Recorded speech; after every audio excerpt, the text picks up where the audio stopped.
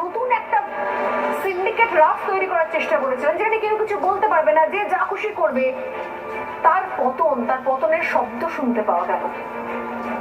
মানুষ যে যেখানে রয়েছে গেরুয়া আবির নিয়ে রাস্তা নেমে পড়েছেন।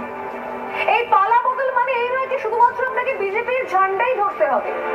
এই পালা বদল মানে আপনি জয় হিন্দ বলতে পারবেন, আপনার দেশের জন্য আপনি চিৎকার করে কথা বলতে পারবেন।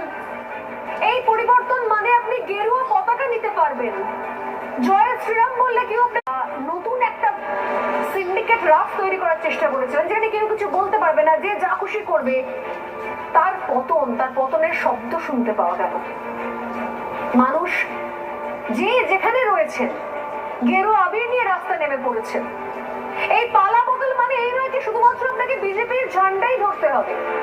এই পালা বদল মানে আপনি জয় হিন্দ বলতে পারবেন, আপনার দেশের জন্য আপনি চিৎকার করে কথা বলতে পারবেন।